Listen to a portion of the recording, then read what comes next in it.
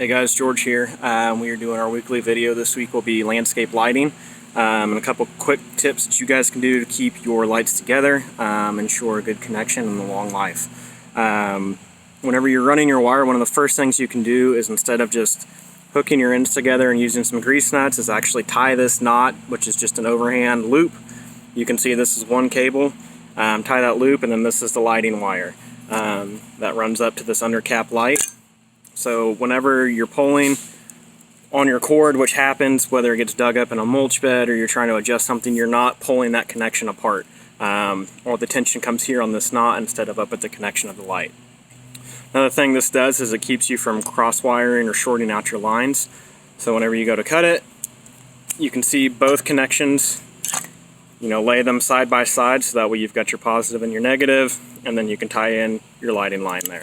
On these lights, we are using a little bit more beefy connection. It's a brass fitting that also has a piece of shrink tube over it.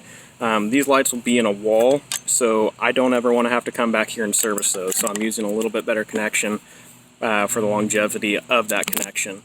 Grease nuts are great. Just be careful, because there are some of those that are not made to be buried underground. They're just made to be in an irrigation box or kind of above ground to keep rain off of it, not to deal with constant moisture that you get whenever things are in ground.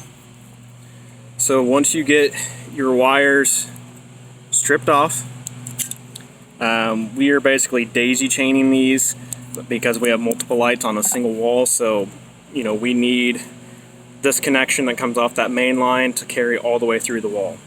So once you have these together, these two in the middle are off of one line, or I'm sorry, these two in the middle are for one line, and the ones on the outside are from another. So we need to line those up, separate those. That prevents the short.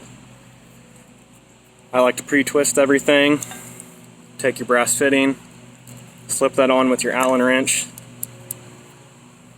and tighten that down. That really holds tight so nothing comes off. Slip your heat shrink over top of it.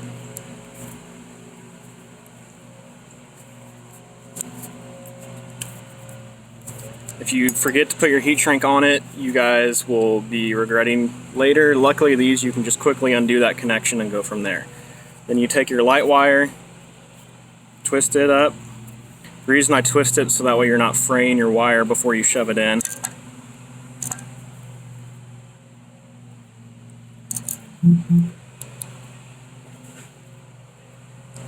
Tighten that down really nice, and then you can pull up your heat shrink tube over that connection and then repeat on the other side.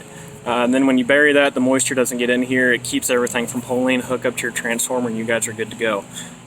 Keep following us. Let me know if there's anything else you guys would like to see.